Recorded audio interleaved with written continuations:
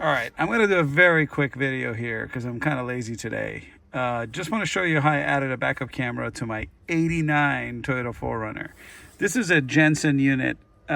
Most of these head units have Apple CarPlay these days, and they also have a rear view camera kind of lead. Like they have a video in, and they also have a basically a rear view camera trigger. Okay, you have to read the handbook or look at the manual to find out exactly which wire that is. Anyway, you're essentially passing two wires back: one video RCA cable and one 5 or 12 volt wire that's going to trigger that, right? So you can. I'm just going to demonstrate it to you. So I've got the ignition on here, and I'm going to go ahead and put it in reverse, and it automatically switches on the rear camera.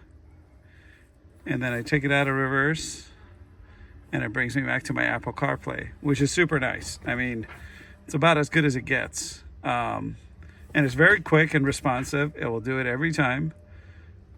And okay, so I'll tell you how that works. So I've ran the wire behind here under this carpet, through the back here, all the way to the back of the car.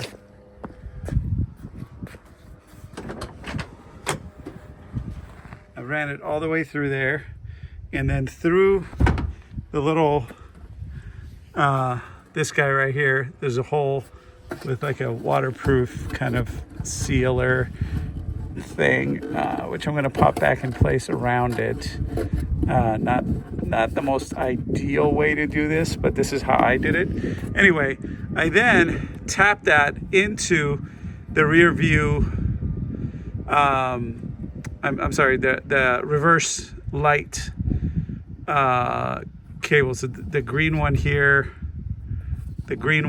is ground, and that's the positive. And then I've also now tapped it into the wire that came with the camera, ran it down here, okay, down below. I'm gonna clean it up, obviously, but just wanted to show it to you while it was still exposed. So if I go under here, that's the wire that comes down. Now, you have to tap it. It's kind of a poor design of this specific model of a rear view camera. You have to kind of supply the camera with 12 volt power, and then you have to supply that head unit with that 12 volt trigger as well. So I've just basically tapped this right here, this right here, this one is the trigger wire. I've tapped it to the power for the camera, okay, here. Pretty simple. I got these like cheap wire taps. I'll leave a link to the camera and this thing in the description, and the head unit in case you're interested. And then I basically, so this came with a license plate, and I just cut away the camera portion and put it in my rear bumper. And you may be asking, why didn't I just put it on the license plate? If you're familiar with the first gen 4Runner, you probably already know the answer to that. Sorry, I'm a little dizzy today. I'm on a long 7-day fast and can't really think straight. So it's already a mess in this cavity here. There's gears for rolling up and down the window. There's a bunch of wiring looms in there, and there's a lot going on. There's locks. You introduce yet another thing in there, you're gonna have to do it very cleanly, and you're running the risk of it running in the way of the mechanism and stuff like that.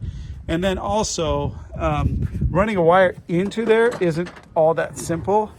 There is this wiring harness that goes in, but then tapping into that wiring harness isn't going to be too easy. So I elected to just say goodbye to that idea and just do it like this. Of course, I'm going to clean all this up, but you get the idea. The camera's in the rear of the truck now, and it works really well. I'm actually pleasantly surprised at how well this does work. So that's how I added it. You may be wondering how long this took me to do. That's really not a fair question to ask, because I've been doing so many different things to this truck. I've been completely redoing the interior. As you can see, everything looks brand new. There's a new dash pad. All of this stuff has been redone to be like brand new again. And everything's cleaned up. It's ready to go. I just need to put the carpet back in the rear and some other pieces. But I would say if your head was in the right place and this is all you were doing in a day, you can install that head unit in, if you had the right harness, you could install that head unit in maybe about an hour and a half, and then run that wire to the back in about 45 minutes. Do this tapping and that one, and get this going in about another 30 minutes. What are we up to? 2 hours and 45 minutes. Let's call it 3 hours. Probably closer to 4, since I still need to clean up everything.